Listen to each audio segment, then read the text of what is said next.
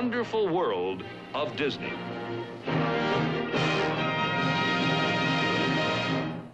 And now, tonight's program from the wonderful world of Disney, Carlo, the Sierra Coyote.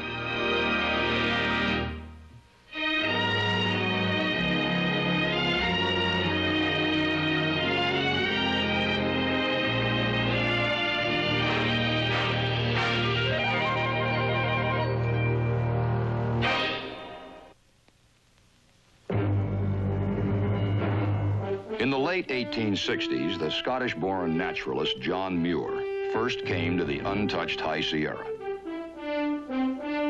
John Muir, a name now known and revered by all who love wildness and unspoiled beauty.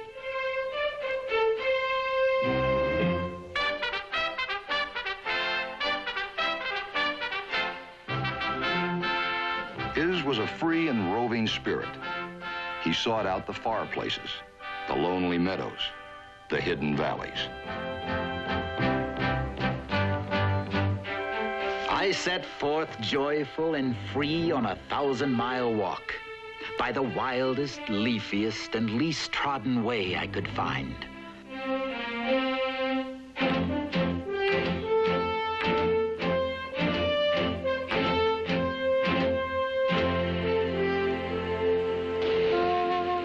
There was hardly a foot of the high country that did not know his tread.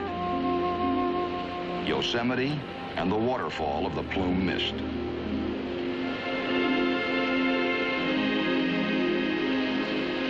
John the Baptist was not more eager to get all his sinners into the Jordan than I to baptize all of mine in the beauty of God's mountains.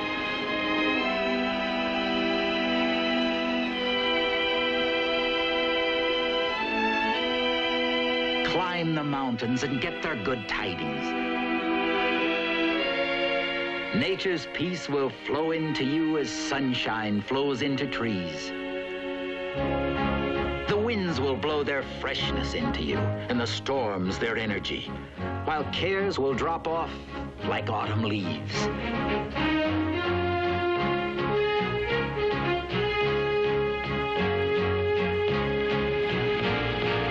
Kings River Canyon. This, too, was John Muir country. He saw it all, loved it with a fervent heart, and willed it to other generations in words of curious power and inspiration. This grand show is eternal. It is always sunrise somewhere. The dew is never all dried at once. A shower is forever falling. Vapor is ever rising. Eternal sunrise, eternal sunset, eternal dawn and gloaming. On sea and continents and islands, each in its turn, as the round earth rolls. And then, his work and journals done, he marched off into history and memory, leaving us a priceless heritage. The granite grandeur of the California Sierras.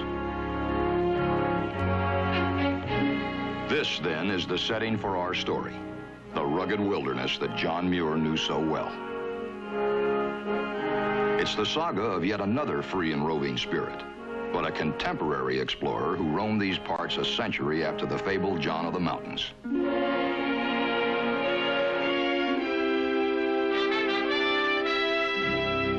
To say he was a coyote is not to say he loved the land any less than John Muir.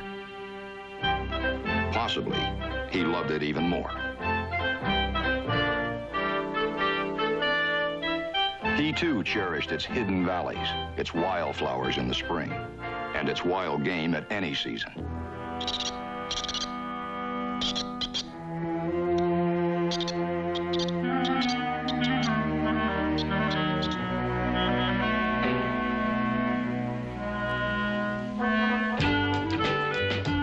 But good hunting or bad, the coyote loved most of all his secret hideaway, his den.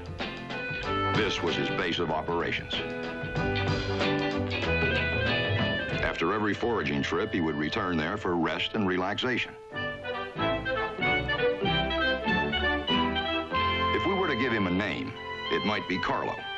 And if we are to know him as Carlo, it might well be Carlo the Content.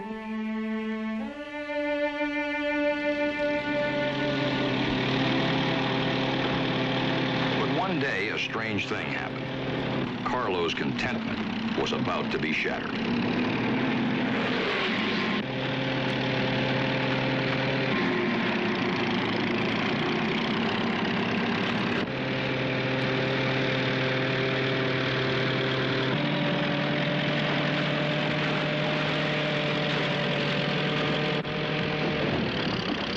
Gone forever, the den Carlo had counted his own.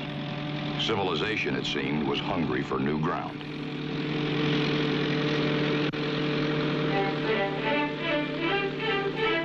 And so, Carlo became a wanderer, searching new territory, looking for a home.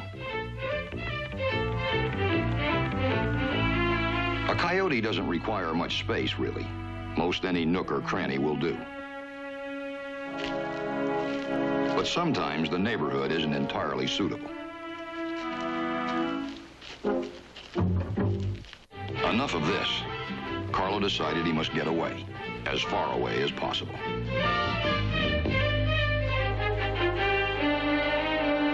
What he needed now was new surroundings, new neighbors, hopefully friendly. And most important, a new hunting ground. The man-made sign argued against him, but fortunately, he couldn't read it.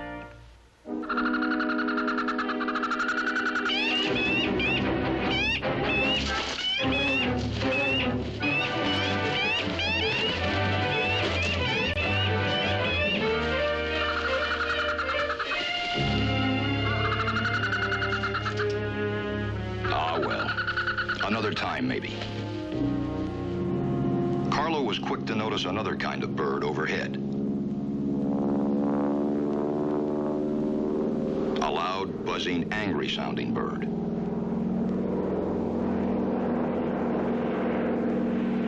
Some new kind of hawk, maybe?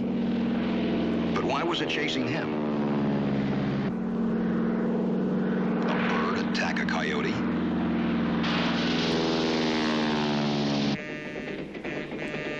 Most confusing, all this.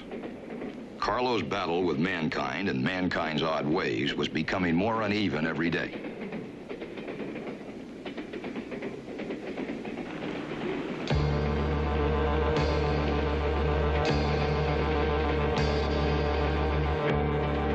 There was only one thing to do. Instinctively, Carlo responded to the urge that must have motivated John Muir. He sought out solitude, and the only place left to find it was in the backcountry. The wild, untouched, unpopulated backcountry. The farther from people, the better.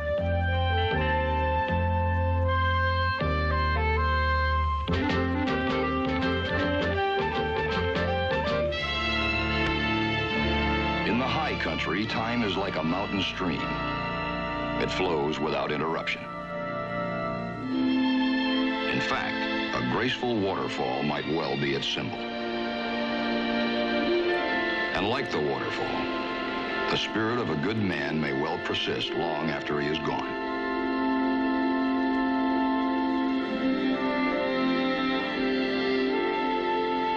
Of all the humans who might have understood Carlo's plight, none would have sympathized more than old John of the Mountains. A kindred spirit. A wild, untrammeled soul, walking far, walking free, walking always close to the sky. But a down-to-earth man, too, with a frontiersman's sense of humor. And if the ghost of John Muir was looking over Carlo's shoulder, then old John of the Mountains might well have been amused by the tableau that followed.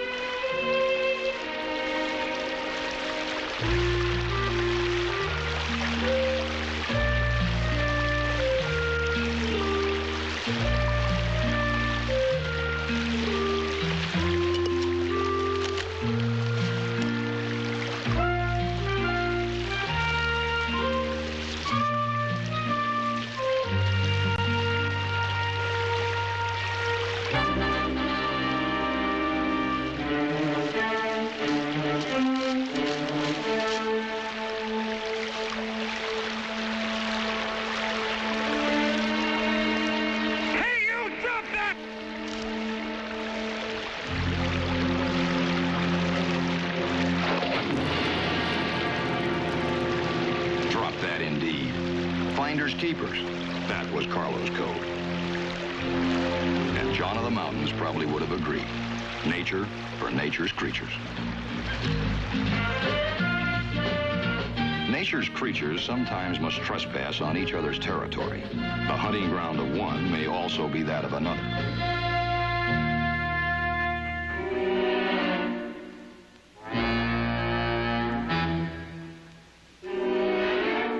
But Carlo was smart enough to know when he was overmatched, and he chose not to tangle with the cougar.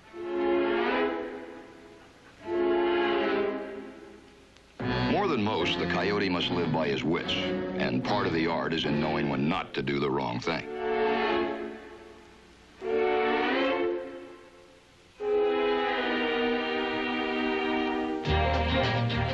And so, Carlo continued his journey, climbing always higher and higher.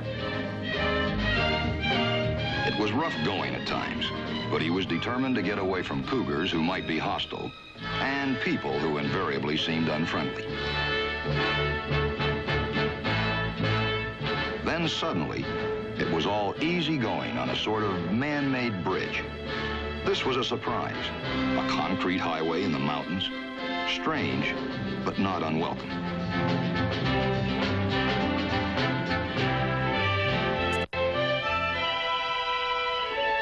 Presently, Carlo stumbled on a scene that was to change his whole way of life. He couldn't know that at the moment. In fact, the last thing he wanted was more people. But as fate would have it, he and these humans were about to enter into an amazing relationship. Guess that's it. Got everything you need? It's too late now if we haven't. Sally, you think you can set up housekeeping with only 3 tons of supplies? I'll make out. Man, I don't envy you two. Stuck up here all winter. We'll be too busy to worry about it. We certainly will. With the power company wanting its daily reports on snowfall, weather, stream flow, and all that stuff. That's what we came up here for. Well, you can have it. I'd never last in this Siberia. Come Christmas, we'll send you a postcard. Oh, yeah? How? Carrier pigeon? Better fill them up with antifreeze. So long, and take care. Better get going, Mike. You sit here gabbing, you just might get snowed in. The very thought chills my bones. So long, you not too bright people. So long, softy.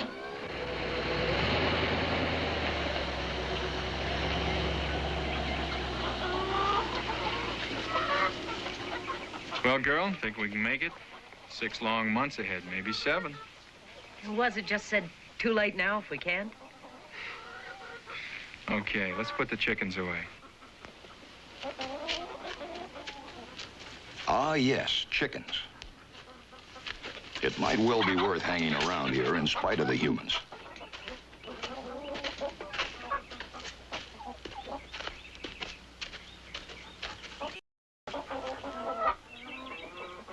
Come nightfall, a coyote is at his best.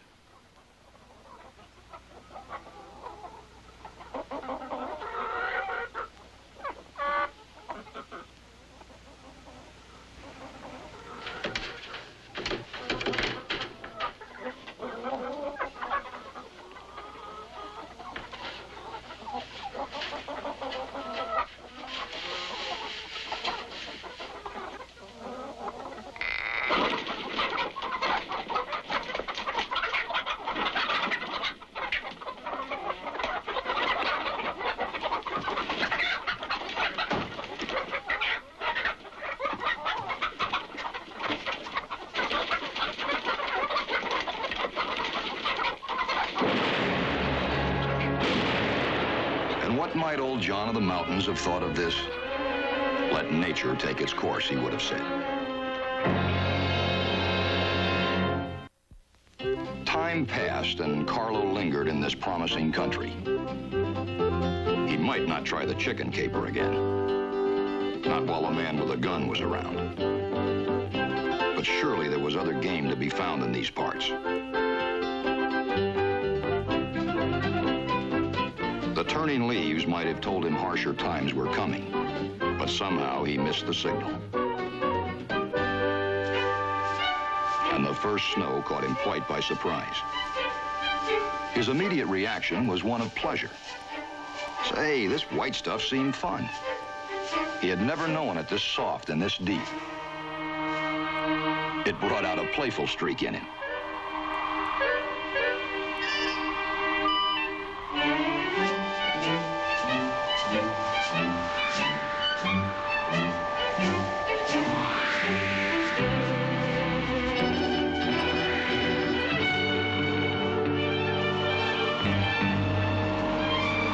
But when the storm became a blizzard, the fun was over. Carlo took cover to wait it out.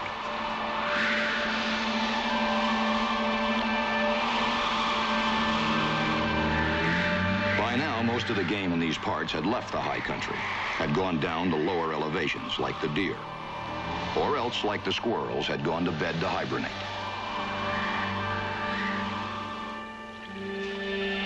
As a result, Carlo's normal diet was much reduced. This was an empty scene in which he seemed the only inhabitant. He was beginning to know what cold meant. Real bone-chilling ice water cold.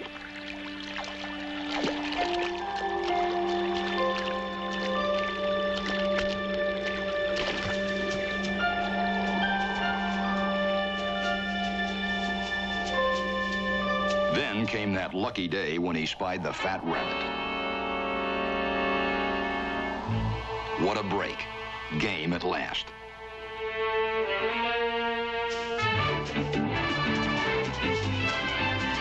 The only trouble was this was no ordinary rabbit. This was a snowshoe hare, so called because his feet let him travel on top of the snow, while Carlo's broke through under his greater weight. The hare skimmed while he plowed, an uneven chase at best, with only futility and frustration at the end, and hunger as a kind of bitter sauce.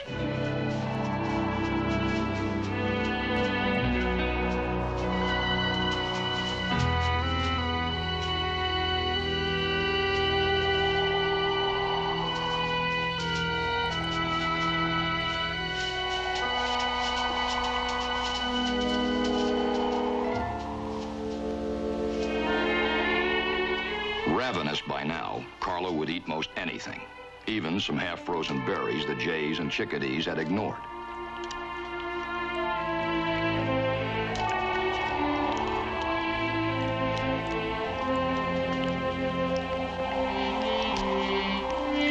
This was tidbit stuff, for the birds for sure. But there was little else he could do. Starvation dictates strange menus sometimes.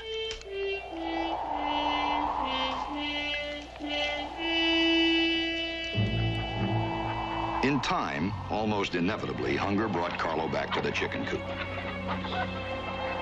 Was it worth the gamble? The risk of being shot at again? He couldn't quite decide.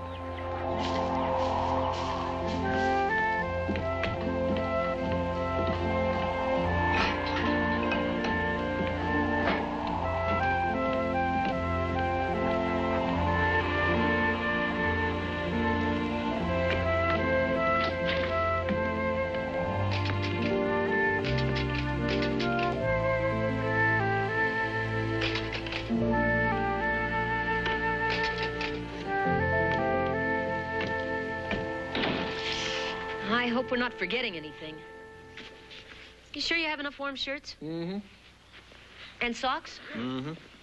What about extra gloves? Remember last time? Sally, I'm a big boy now. You have grown at that. And I'm old enough to be your husband. Which, incidentally, you are. Right. What I am not is a Boy Scout leaving on his first overnight campout. There's enough stuff in there to outfit an Arctic expedition. Well, this is Arctic weather. Don't forget it. I'm only going to be gone a few days. And besides, they'll line cabins all along that trail. Pine Creek, Stone Ridge, Parker Meadows, all with phones and lots of firewood. I'll keep in touch. I'll still worry. That's my prerogative, you know. I'm only going to be gone 10 days. Then if you don't hear from me, then you can start worrying. But until then, let me do the worrying about you being here all alone, huh? I'll be fine. I have plenty to do. Except I hate to eat alone without you across the table. Well, can't say to blame you. Oh, it's not that you're so handsome, it's just that I'm used to you. Thanks a lot. Here we go. See you soon?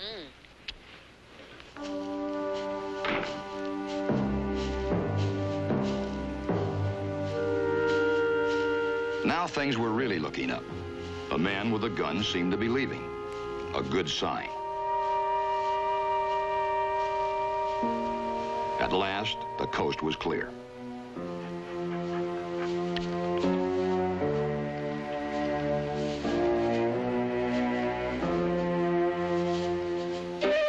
Just give him 5 minutes and he'd be in and out of here like the professional he was.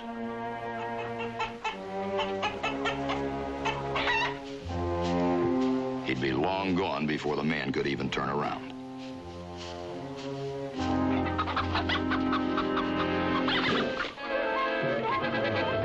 Well, that was Carlo's plan.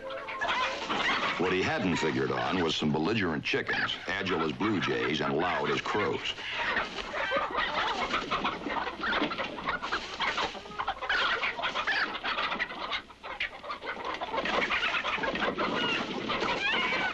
A couple of the ringleaders put the hex on Carlo, and soon the tables were turned. How can you properly steal a chicken when it's pecking your nose off?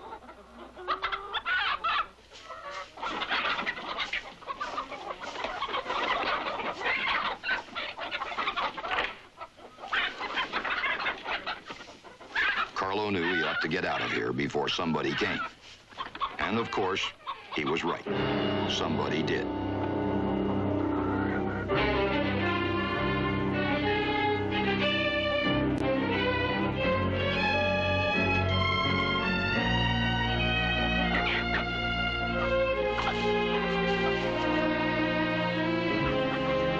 Can't do it.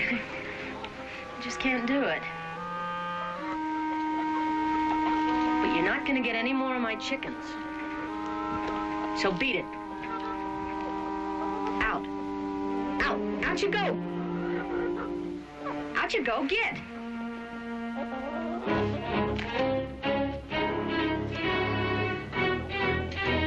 And don't come back, you little thief. Especially if my husband's here.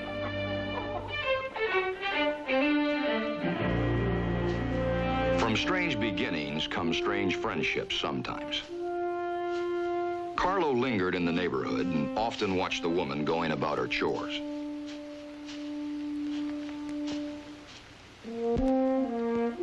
He paid very close attention whenever she happened to carry a lunch on her rounds, for the scent alone was enough to overcome all caution.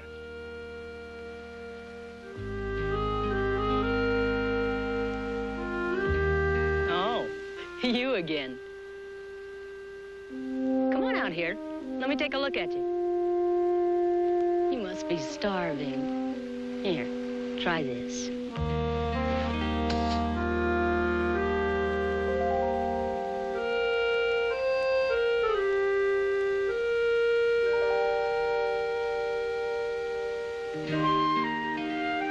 I get the message. Looks like you can use this food more than I can, but... Well, if you'll leave my chickens alone, I'll gladly share.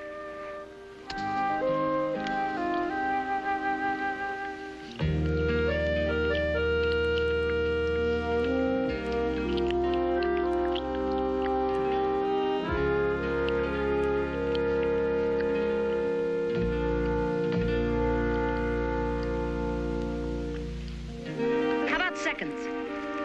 Ham, cheese, any preference?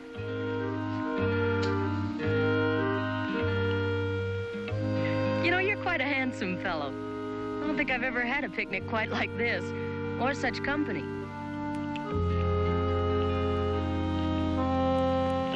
Cookies, maybe? Homemade. My best recipe.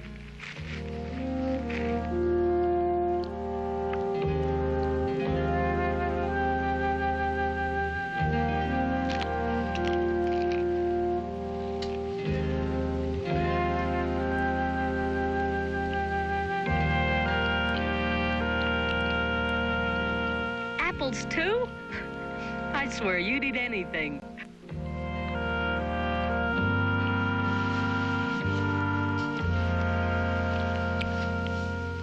That's all for now. Cupboard's bare. And so it was that a curious relationship developed. Carlo, for his part, had met his first sympathetic person. And Sally Watson had found someone to keep her company during the long periods when her husband was gone.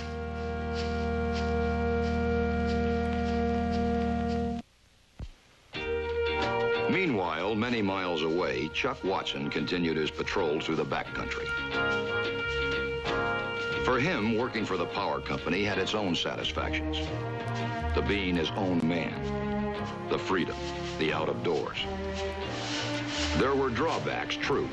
The isolation could get to one at times, and the severe cold. But he could cope with all that.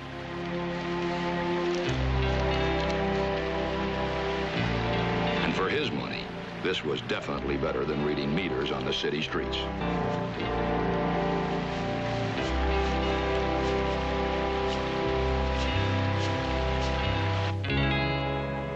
By now, Carlo had worked out a certain patrol of his own. It wasn't reading meters or anything like that, but it had its regular stops.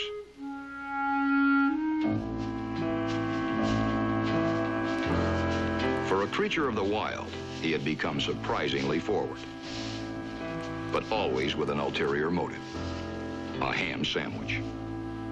Hi there, freeloader, handout artist, or whatever you are. Moocher, maybe? You're not fooling me. I know it's food, not friendship you're after. And you'll get it. But after. I've got work to do right now. The girl only reluctantly sent him away and hoped he wouldn't go far. For she, too, had come to enjoy these secret rendezvous. Still, there were things to be done, she realized. Things more important than coyote watching. With her husband gone, it was up to her to make the rounds, checking stations, taking readings, and jotting down the data the power company would need.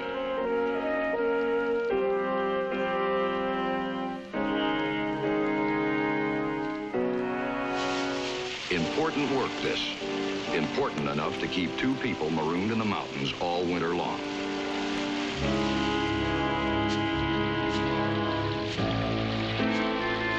All this just so the lights could burn in the cities below and power continue to flow to hospitals, traffic signals, and movie theaters.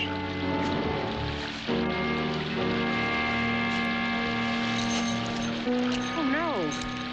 Suddenly, all this important work went out the window. Her special coyote was in trouble. Carlo, it appeared, had stumbled into a long-forgotten trap left behind by some negligent trapper. Okay. I've got to get you out of this, whether you like it or not. I hope you don't think I did this to you. I'm just trying to help. Everything's all right. Nothing's broken. Just some pinched toes.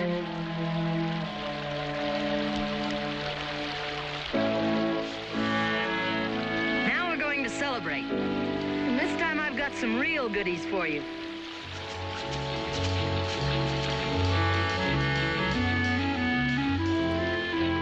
I don't blame you. Not one bit.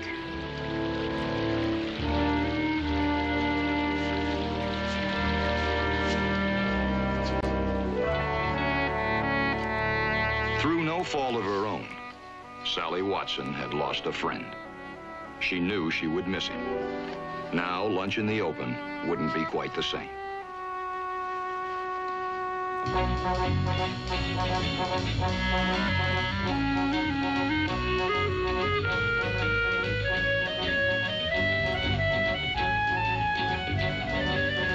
Well, so you changed your mind.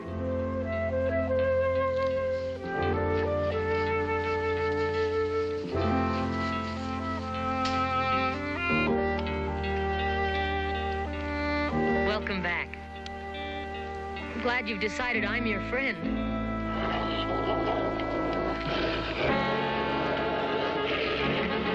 Or have you?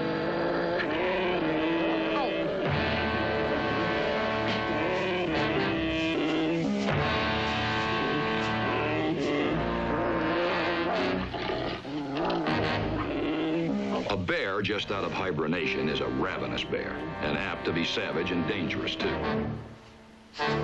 In this unpredictable situation, anything might happen.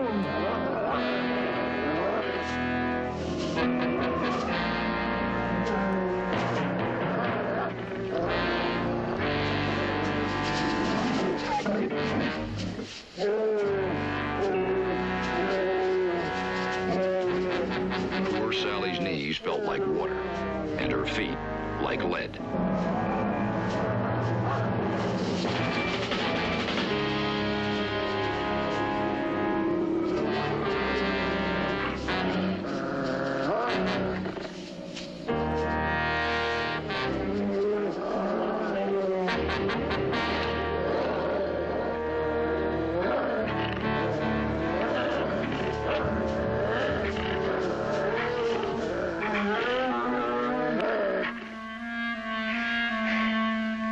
I'd say you earned your keep today, old boy.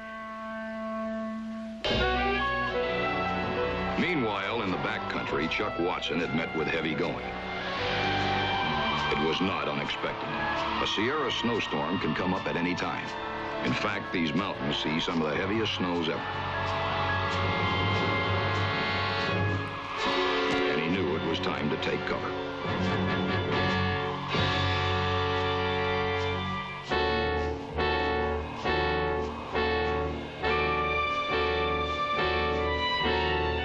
It was late when he reached Pine Creek, but he knew he could report in from here and get thawed out with a fire and some hot coffee.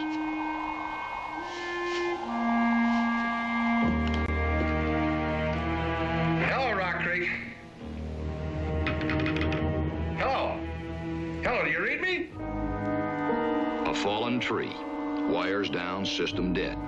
At the moment, no calls were going through. Not on this circuit, anyway.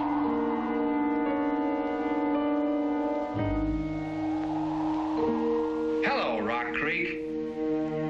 As troubleshooter, Watson knew there was a problem somewhere along the line, and it was his job to find it.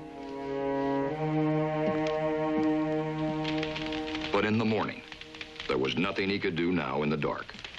Besides, he hadn't really been warm for the past 3 days.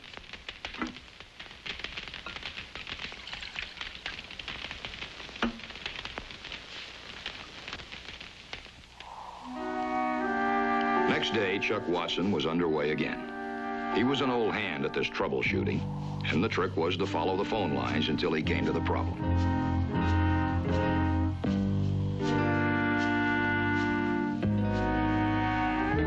It could be hungry squirrels chewing away the insulation. It could be lightning damage, connections iced up, any number of things. It just took patient slogging.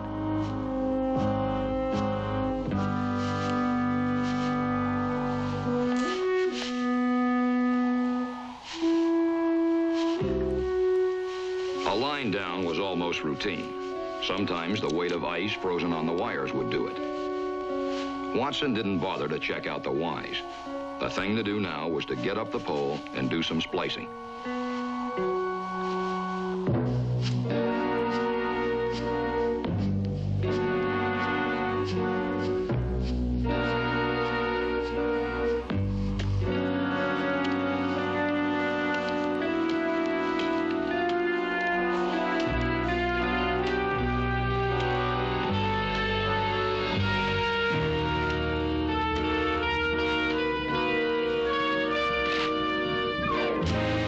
Accident strikes, it often strikes swiftly, and a telephone lineman's work is not without hazard.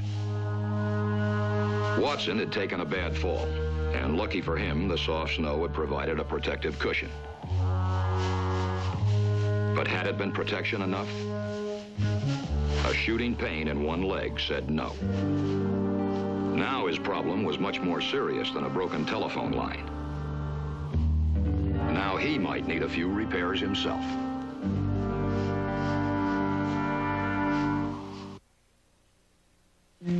Back at Lost Lake, meanwhile, Sally Watson's anxiety had been growing. By now, her misgivings were beginning to get the best of her.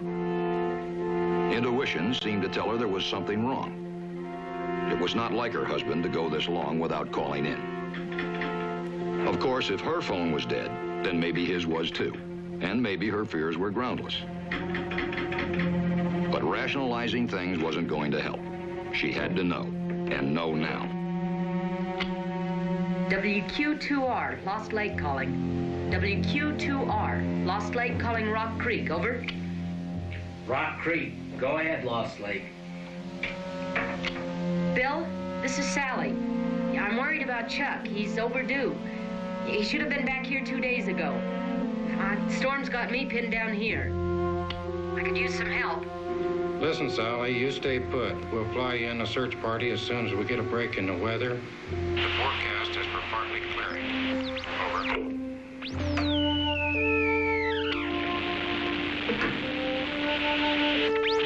Nothing to do now but wait and hope that help would arrive soon.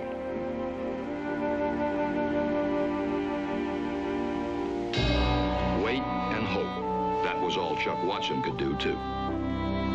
Time was running against him. If the storm held off, if his being delayed would stir things up at Rock Creek, if he didn't freeze in the meantime, if Sally, a lot of ifs, and nothing too tangible to count on.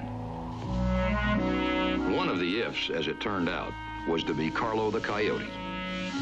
It was a fine touch of irony that he should get mixed up again with the man with the gun. The man who had tried to shoot him over the simple little matter of stealing a chicken. But chance and luck have been known to work in strange ways. And the Watsons somehow seemed destined to be involved with Carlo, and he with them. If Carlo was to be of any help to the human, it seemingly wasn't to be right now. For the momentary encounter came as a surprise to both. And it ended up as a sort of standoff. Indeed, a chase-off.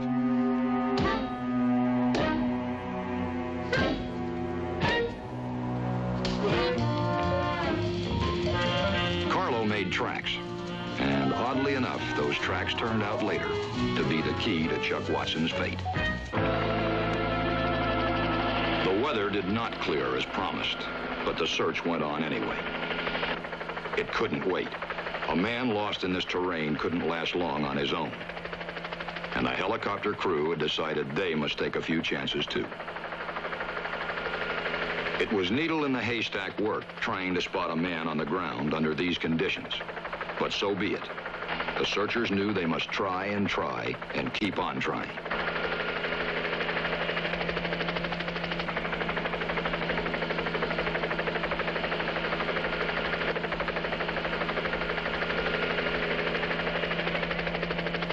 There were some signs of life below, a wild coyote. But the pilot couldn't very well know that the wild coyote was Carlo, or that Carlo might have led him to Chuck Watson.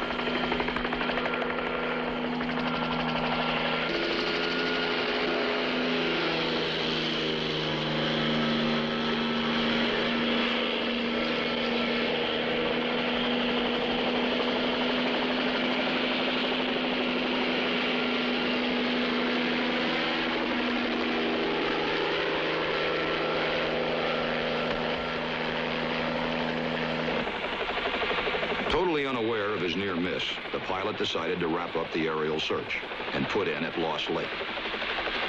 Sally Watson might have some new report on her lost husband.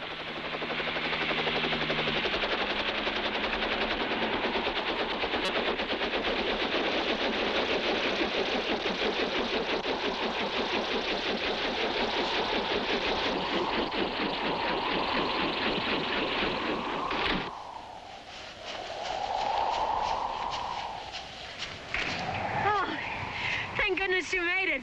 Just barely. This old bird can hardly handle this altitude. I'd hoped you could search with it. I doubt we can get into the really high country. We did what looking we could on the way in. No sign, though. Dogs are our best bet, man. If we move fast, they can go anywhere. Then let's hurry.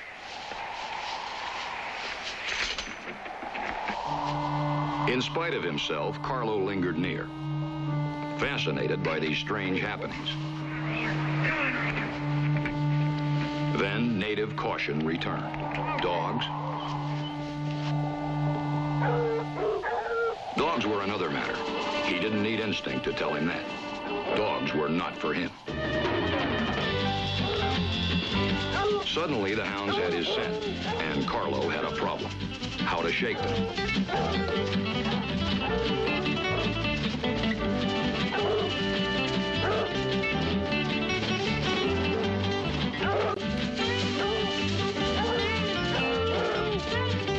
As it turned out, he managed that maneuver quite by accident. He cut his own trail made earlier. Soon, the hounds cut it too, except that with two fresh trails to follow, they were momentarily puzzled. Then, fortunately for all concerned, they chose to backtrack along the wrong trail, the one that would lead them eventually to where they should have been in the first place. The spot where Chuck Watson lay.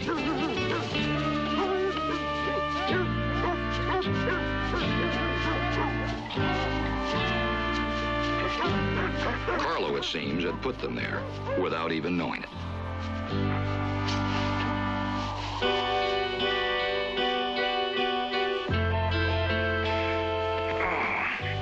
Oh, Chuck, thank goodness.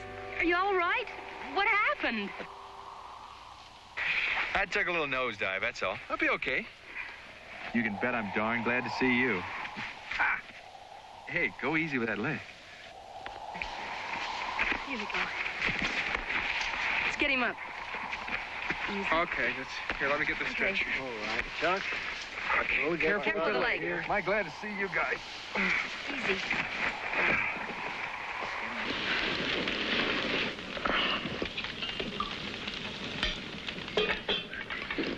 That was delicious. Oh, here, let me help you. There we go. Tuck you in a bit. Cozy? Feels great, thank you. Do you have room enough for another piece of pie? Oh, no, thank you. But I'll have a little bit more of that hot coffee. Got it. Okay. You know, I got a lot to thank those dogs for. Funny thing, just minutes before you got there, this coyote came by and started looking me over. I was getting a little edgy. He was just looking for lunch. Looking for what? Lunch. He joins me every other day or so. Has to be the same one. He's perfectly gentle. He's my friend. Special friend. Well, friend or no friend, I wasn't in any mood for a picnic. Ungrateful man, he saved your life. Nonsense, the dogs did. The coyote led them to you. But you didn't see it. I didn't have to. Sally, aren't you stretching the facts? I know what I know. Well, anyway, I'm just glad you got there. So am I.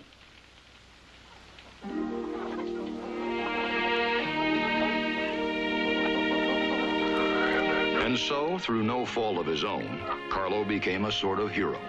Or maybe Star Boarder was more like it. He soon learned that if he'd leave the chickens alone, he could count on a full platter every day.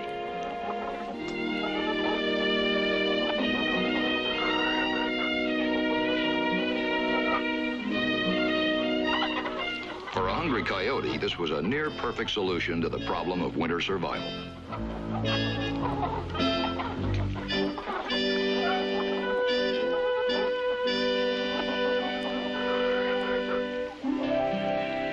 When spring came again, all was right with Carlo's world.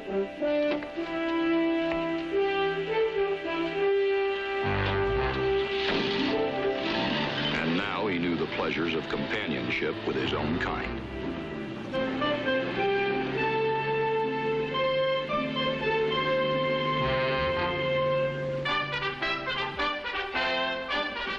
If the ghost of John Muir was still watching over nature's creatures, then he and nature would have been pleased. This was the way the high country was supposed to be.